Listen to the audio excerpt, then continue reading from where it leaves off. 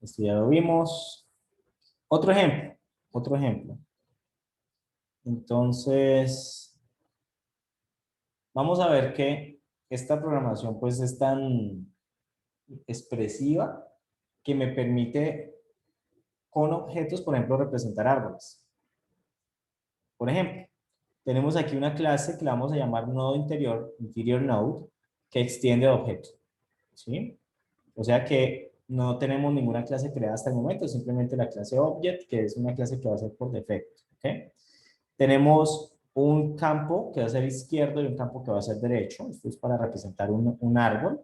Y tenemos aquí un método de inicializar que recibe un valor L y un valor R. Y lo que va a hacer es que va a setear left con L y va a setear right con R. Con L. Nada raro, ¿cierto? Y aquí vamos a tener un método que se llama suma, que lo que va a permitir de cierta manera es sumar los elementos del árbol. Y entonces aquí vamos a sumar, aquí aparece algo que es, eh, que es como la suma requiere dos elementos, ¿cierto? Elemento 1 y elemento 2 o operando 1. Entonces, este primero es el operando 1. Entonces le estamos diciendo, vea, invoque la suma del lado izquierdo, ¿cierto? Ahorita vamos a ver qué significa invocar la suma del lado izquierdo. Más invoque la suma del lado derecho. Entonces puede que el lado izquierdo sea un nodo interior. Entonces, si es un nodo interior, es como si hiciéramos un llamado otra vez a este método suma, pero del lado izquierdo del árbol. Y si invocamos para acá suma, es como si estuviéramos invocando la suma del lado derecho del árbol, ¿sí? Si ambos son nodos interiores, pero resulta que un árbol no solamente tiene nodos, sino que también tiene hojas. Entonces vamos a crear aquí otra clase que se va a llamar leaf node, hoja, que extiende de object. Y una hoja tiene un valor, ¿sí? Es decir, tenemos nodos que tienen ramas izquierdas y derechas y las hojas son las que van a contener los valores. Y esta hoja tiene un método de inicializar que recibe un valor B y lo que va a hacer es que va a setear value con B. O sea, este valor del nodo de la hoja lo va a setear con el valor B con el cual se inicializa. Y me dice, cuando me invoquen a mí, cuando invoquen mi suma, retorna el valor. Cuando invoquen mi suma, retorna el valor. Entonces resulta que un árbol por el lado izquierdo puede que tenga otro nodo interior con dos ramas o puede que tenga una hoja. Entonces lo que va a suceder aquí es que cuando se invoca send left y si left es una hoja, no se va a invocar esta suma de aquí, sino que se va a invocar a la suma de la hoja. ¿Bien? El objeto contiene otro. Digamos que es una manera de verlo, sí, es una manera de verlo.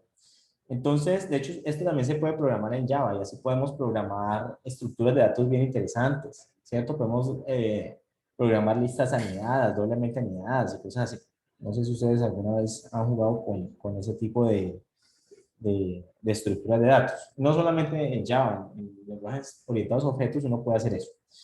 Entonces, miren que aquí sucede algo interesante. Cuando yo invoco aquí a sum, no siempre va a ser esta suma, ¿sí?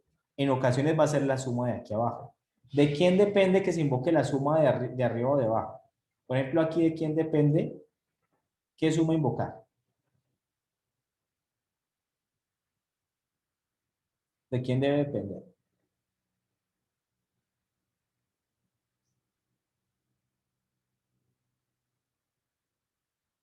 ¿De quién es, por ejemplo, quién es left? ¿Qué pasa si left es una hoja? ¿Qué suma se llamaría? ¿Esta o esta?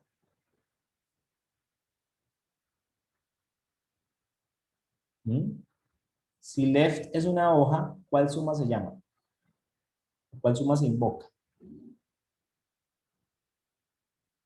La de abajo, ¿cierto? La de leaf node. Pero si left es un nodo interior, ¿cuál suma se debería invocar?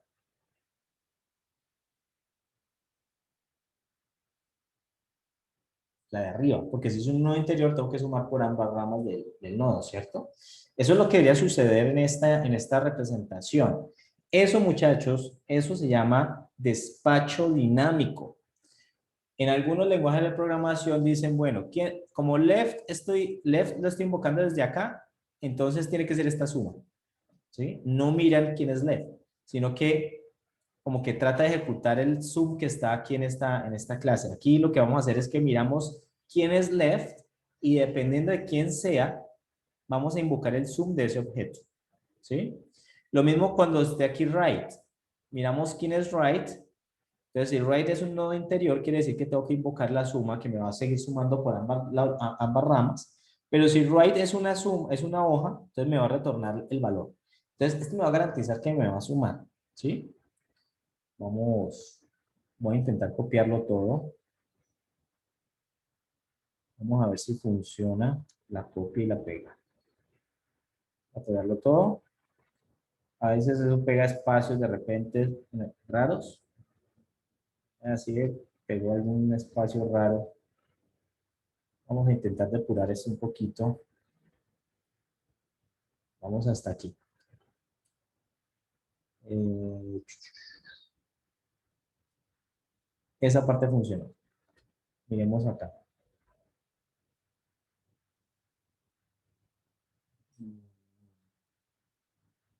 Por aquí hay algún...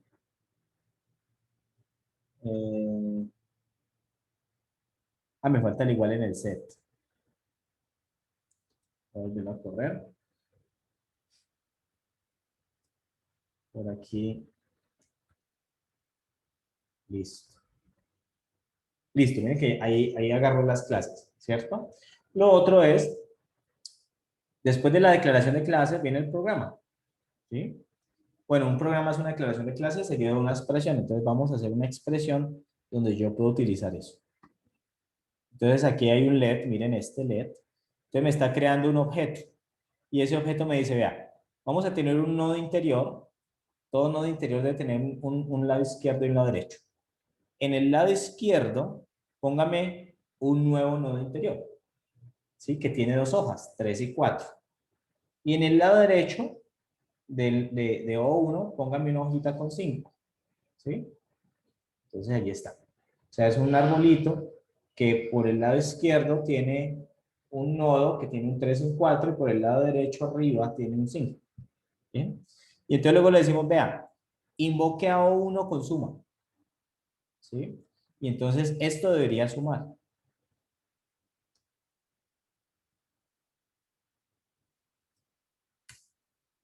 Y efectivamente lo sumo.